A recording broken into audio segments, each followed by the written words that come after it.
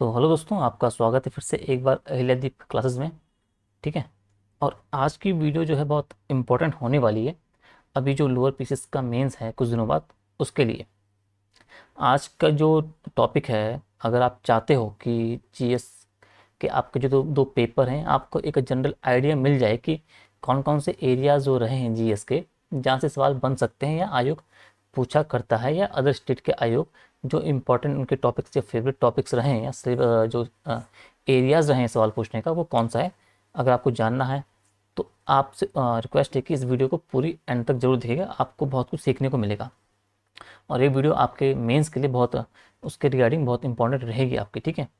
तो इसमें हम देखने वाले हैं कि जो आपका यूकेपीएससी लोअर पीसीएस मेंस अभी है 13-14 को, उसमें जो आपका सामान्य अध्ययन का जो पेपर है, आपका पेपर 1 जीएस पेपर 1। ठीक है।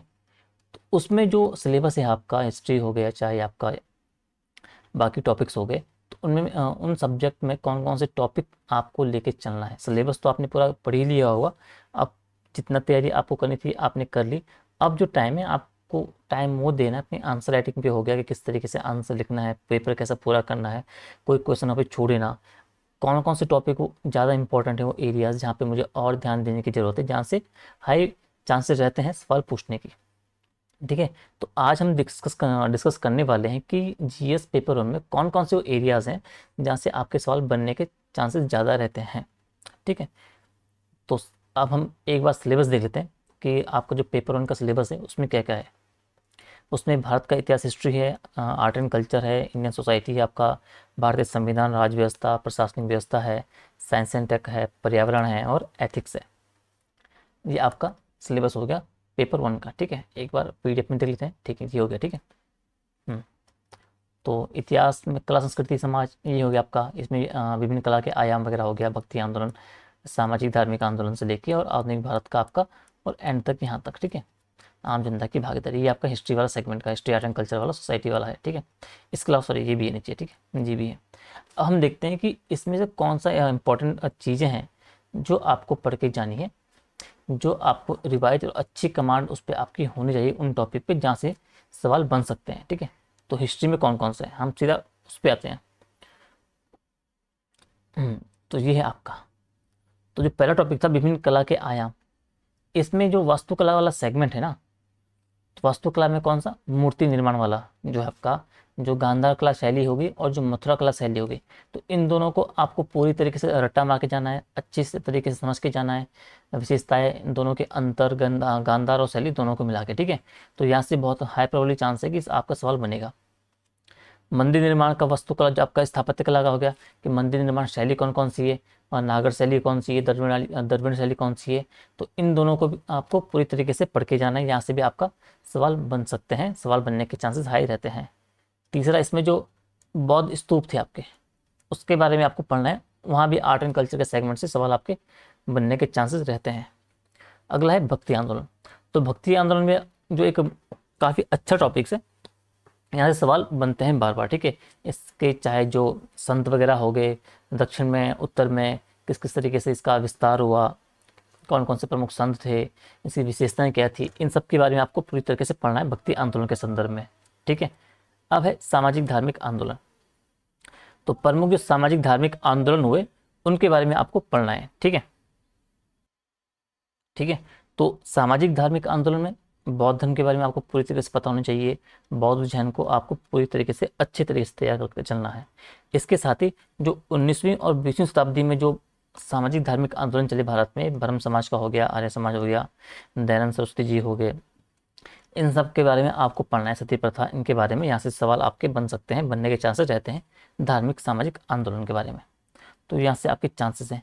तो भारतीय स्थापत्य कला में अभी ऊपर जो बोल रहा था, मंदिर निर्माण, नागर द्रविड़, इसके बारे में आपको पढ़ना है।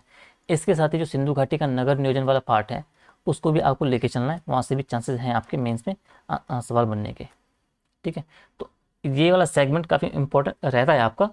इसके अलावा अगर हम आएंगे तो अंग्रेजों की जो नीतियाँ हैं, वो वाला जो टॉपिक हो गया, सामाजिक नीति क्या थी, आर्थिक नीति क्या थी, प्रशासनिक नीति क्या थी, उनके बारे में पढ़ना है।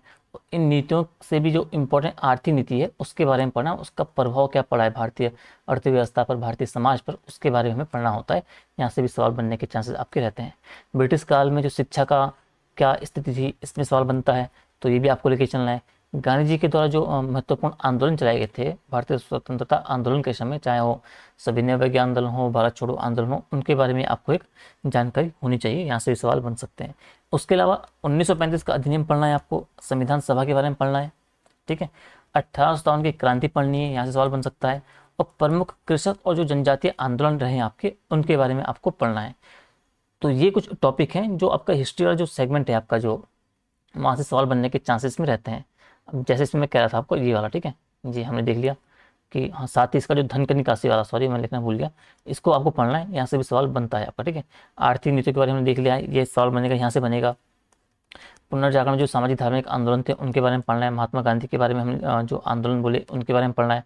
1857 की क्रांति के बारे में पढ़ना है।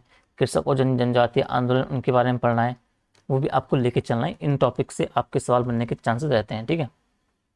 इसके अलावा अब जो अगला सेगमेंट है उत्तराखंड, अभी हम जीएस की बात करें, ठीक है, पॉलिटी, लेकिन इसमें थोड़ा और डीप देखते हैं हम, ठीक है। जो ये इंडियन सोसाइटी और कल्चर वाला सेगमेंट में कौन कौन से और टॉपिक रह जा रहे हैं, ठीक है, ठीक है। और क्या बोल रहा था, भारतीय समाज, ठीक है।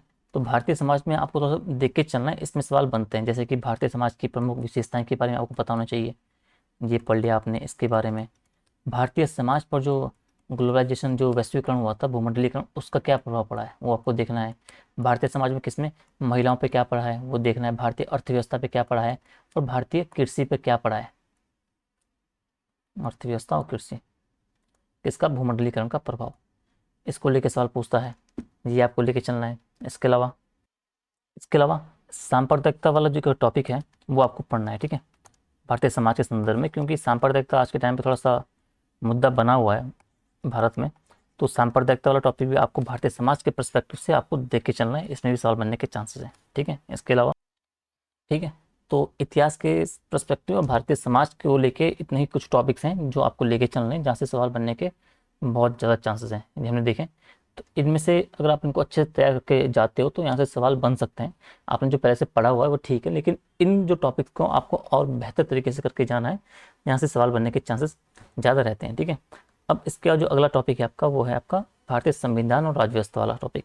इसमें क्या लेके चलना है, तो इसमें एक तो आपको भारतीय संविधान के बारे में पढ़ना है अच्छे से, उसकी प्रमुख विशेषताएं क्या है, प्रस्तावना से सवाल बनता है, ये आप जो बुनियादी जो संरचना है आपका जो भारतीय संविधान का, वो लेके चलना है। और प्रमुख संशोधन अधिनियम, तो ये तो संविधान वाला पोर्शन हो गया, ये आपको लेके चलना है। इसके अलावा जो राज्य नीति के डीपीएसपी सिद्धांत हैं उनको लेके चलना है, और उनका संबंध जो रहा है मौलिक अधिकारों के बीच, जिसको लेके वो सवाल पूछता है, तो ये एक टॉपिक आपका ये हो गया। इसके अलावा अगर आप आगे आओगे तो जो अभी भारतीय जो चुनाव आयोग है वो चर्चा में बना हुआ है, तो चुनाव आयोग के लेके आपको ये, इसके बारे में जो पूरी जानकारी आपको पता होनी चाहिए। चुनाव आयोग के बारे में, भारत का जो चुनाव आयोग है उसको लेकर सवाल बन सकता है। इसका जो दल बदल विरोधी कानून है ये आपको लेके चलना है। जनप्रतिनिधि जो अधिनियम है 1951 का, वो लेके चलना है, उसके उनसे सवाल बनता है, वो भी आपको पूरा पढ़ना है। इसके अलावा जो इम्पोर्टेंट रहता है पॉलिटी वाला सेगमेंट, तो ये गवर्नेंस वाला जो एरिया ये रहता है, इससे सवाल बनता है। इसमें से क्या आपको पूरा पढ़ना है, एक तो इससे विभिन्न अधिकरण है, ई गवर्नेंस के बारे में पूरा पढ़ना है, लोकपाल के बारे में पढ़ना है, सूचना का अधिकार हो गया आपका, शिक्षा का अधिकार हो गया, सार्वजनिक सेवाओं का अधिकार, ये नागरिक चार्टर बहुत इंपॉर्टेंट है, यहाँ से सवाल बनता है।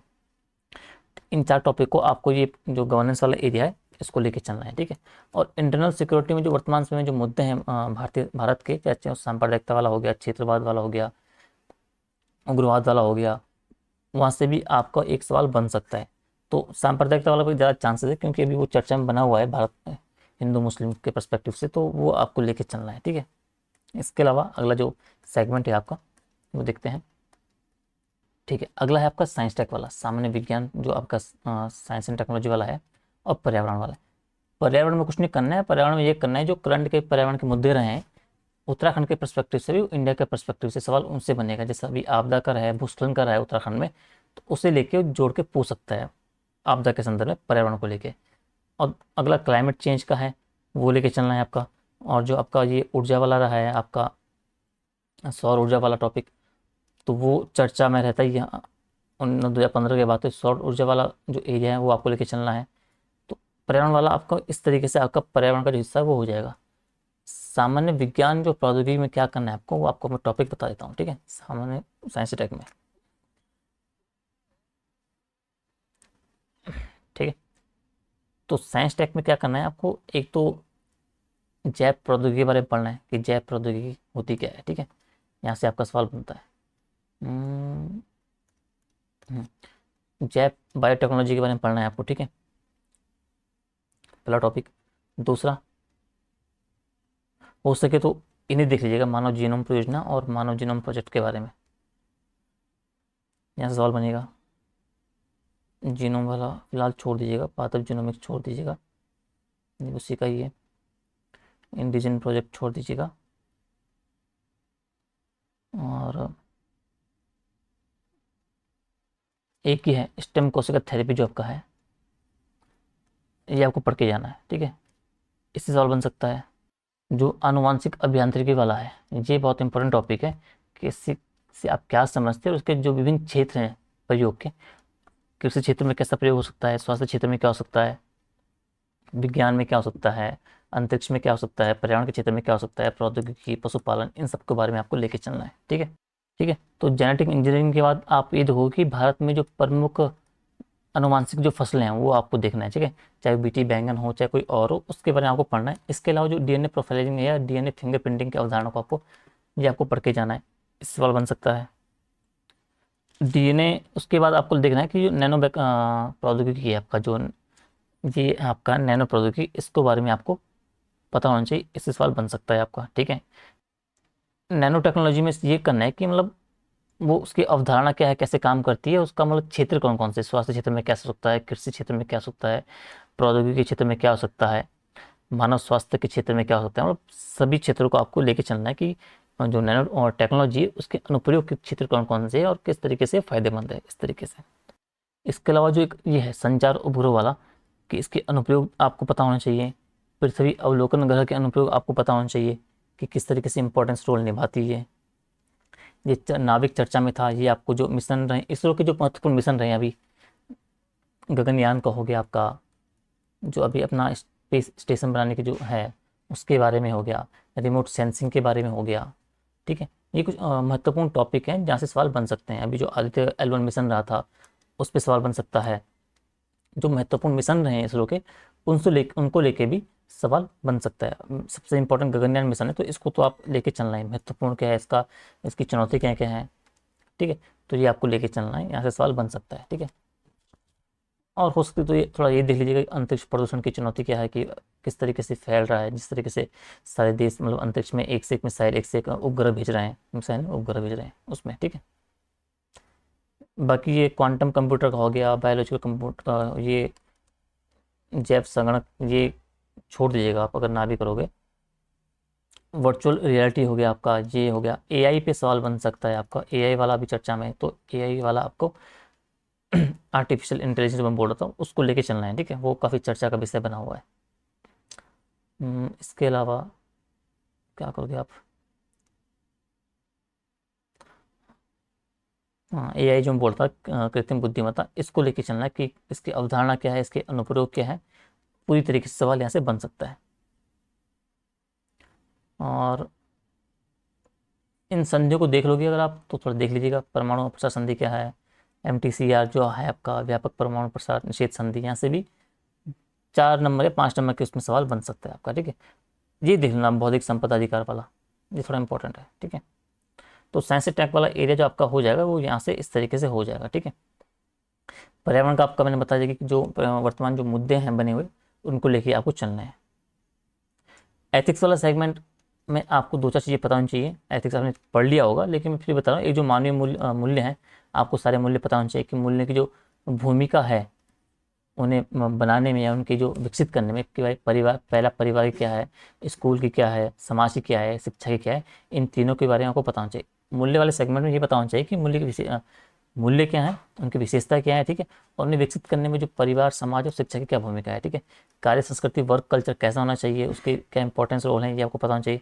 अभिवृत्ति, अभिरुचि, इसमें जो अंतर है वो आपको लेके चलना है। एटीट्यूड क्या होता है, एप्टीट्यूड क्या होता है, ठीक है, ये आपको लेके चलना है। इसके अलावा जो इमोशनल इंटेलिजेंस है आपका जो है वो आपको पढ़ना है, उसमें आपका सवाल बन सकता है। शासन में ईमानदारी वाला भी थोड़ा इंपॉर्टेंट है, ये भी आपको लेके चलना है, ठीक है। बाकी एक आपको ये केस स्टडी सॉल्व करनी आ जानी चाहिए कि क्या पता केस स्टडी के बारे में पूछ लिया कि एक केस स्टडी आपको दे दे कि इसे सॉल्व करो, इसमें आप अपना हिसाब से देखना है। तो केस स्टडी आपको एक सॉल्व करनी आनी चाहिए, तो केस स्टडी को भी आपको देख के चलना है कि कैसे हमें सॉल्व करनी है। तो एथिक्स में आपका इस तरीके से हो जाएगा बेसिकली। तो पेपर वन में हम इतना रखते हैं। पेपर टू के लिए अगली वीडियो लेके आऊँगा। पेपर वन में आई थिंक थोड़ा सा वीडियो लंबी हो जाएगी। हाँ, तो आई होप कि कुछ आपको चीज़ें समझ आई होगी कि किस तरीके से हमें आपको बताना क्या चाह रहा था कि पढ़ना तो आपने सब है, ठीक है, सब आपने पढ़ भी लिया होगा, लेकिन अभी जो 5-6 दिन बचे हैं उसमें करना क्या है कि जो इम्पोर्टेंट टॉपिक है जहाँ से जो एरियाज आयोग सवाल पूछने के हाई चांसेस रहते हैं, उन एरियाज को आपको कवर किस तरीके से करना है, किस तरीके से आपको एरिया लेके चलना है, ठीक है। तो मैंने आपको ये हमने ये देखा, इतिहास के बारे में थोड़ा बहुत टॉपिक बताया, आर्ट एंड कल्चर का बताया, थोड़ा समाज का बताया, भारतीय संविधान में कौन कौन सा टॉपिक आपको लेके चलना है, साइंस टेक का थोड़ा मैंने बता दिया, एक आइडिया दे दिया आपको, एनवायरनमेंट का आपको बता दिया है, और एथिक्स का बता दिया है। अब इन जो मैंने टॉपिक्स बताए ना, इनको अच्छे से कमांड करके इन पे रिवाइज करके जाना, अच्छे से आंसर राइटिंग करके जाना। तो ये टॉपिक्स आपके काफ़ी इंपॉर्टेंट रहेंगे, वहाँ पे काफ़ी हेल्प मिलेगी आपको अगर आपके सवाल बनते हैं, ठीक है। तो मतलब एक जनरल आइडिया मिल जाता है बच्चों को कि भाई ये टॉपिक्स इंपॉर्टेंट रहे हैं, ये प्रीवियस ईयर में भी पूछे गए थे, और आगामी जो अभी मेंस होने वाला है उसमें भी चांसेस रहते हैं कि इस तरीके के सवाल बनने के। तो पेपर वन का हमने देख लिया है, अभी पेपर टू का मैं नेक्स्ट वीडियो लाऊंगा। उसमें पेपर टू के जो अभी सेगमेंट बचे हैं यहाँ पे, अर्थव्यवस्था, आपका भूगोल हो गया, और करंट अफेयर वाला एरिया के कौन कौन से सवाल बन सकते हैं, तो हम पेपर टू में देख लेंगे। तो आई होप कि आपको क्लास अच्छी लगी होगी, चीज़ें समझ आई होगी। अगर वीडियो अच्छी लगी तो वीडियो को लाइक शेयर कमेंट जरूर करें, और कमेंट में बताएं कि आपको क्या चीज़ें समझ नहीं आ रही है, किन चीज़ों में हेल्प चाहिए, ठीक है। तो तब तक के लिए बने रहिए, अपना ध्यान रखिए, धन्यवाद।